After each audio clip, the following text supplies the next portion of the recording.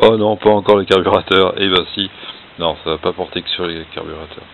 C'est le même jour où j'ai pris la précédente très longue vidéo. Mais j'avais pas tout dit. T'imaginez bien. J'ai encore des choses à dire.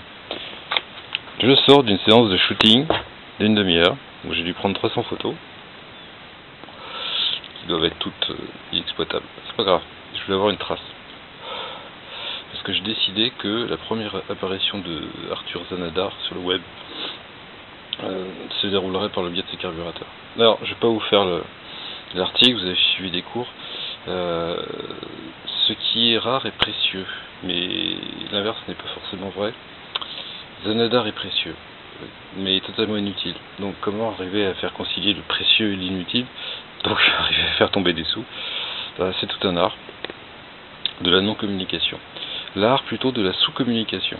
Je vous expliquerai un jour. Donc on parle anodinement de choses comme ça, qui flottent dans l'air, sans aborder directement le sujet, et puis paf, un jour, quelqu'un, un riche, parce que les riches n'ont pas de nationalité, fait un énorme chèque. C'est pas que ça m'obsède, mais si un jour je pouvais en tirer quelques bénéfices, je dirais pas non.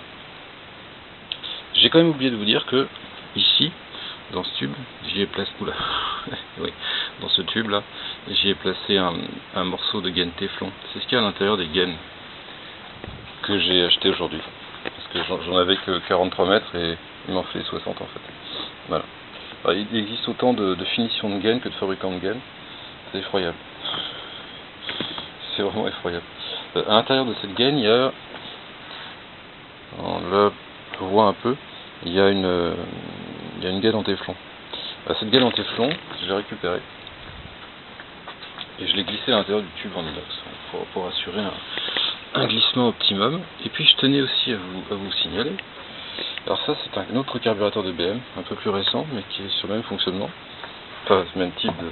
Voilà, c'est pareil, c'est presque pareil. Vous remarquez la différence, pof et pof. Ces pattes là, voilà, elles étaient là-dessus. J'ai mis un point d'honneur à les supprimer, toujours dans l'idée d'épurer.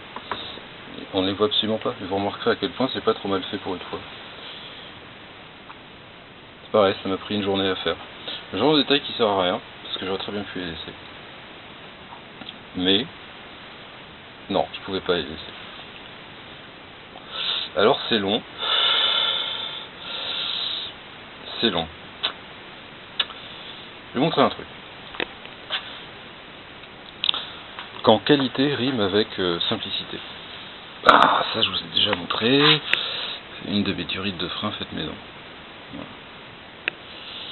Durite de frein faite maison. Alors cette durite, c'est de la durite dite aviation, avec une gaine tressée inox sous la partie de protection en plastique noir. C'est rigide, c'est-à-dire que c'est à la fois souple et rigide. Mais ici vous avez une bague de serrage. Cette partie-là, je vais essayer de vous le faire d'une main.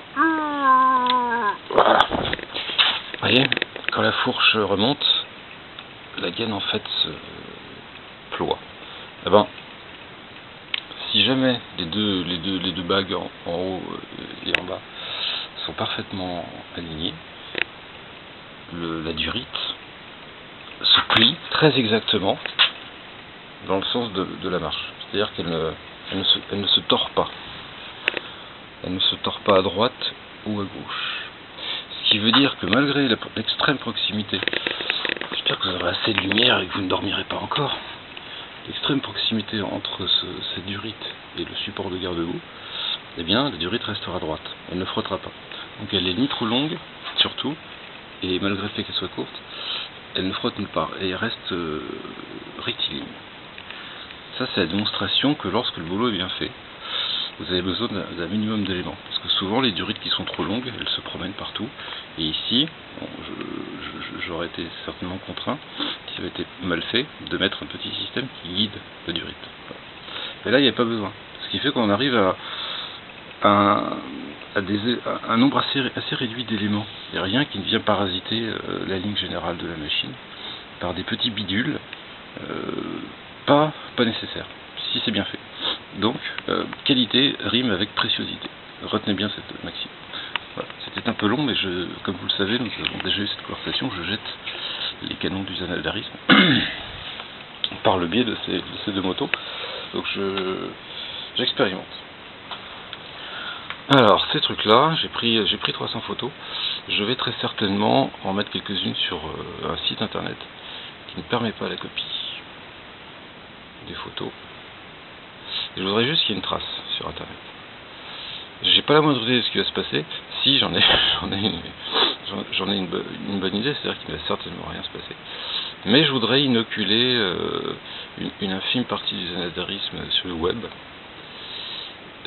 parce que c'est nécessaire à ce stade. Je crois que Arthur Zanadars doit commencer à sortir de l'ombre. Flippant, hein.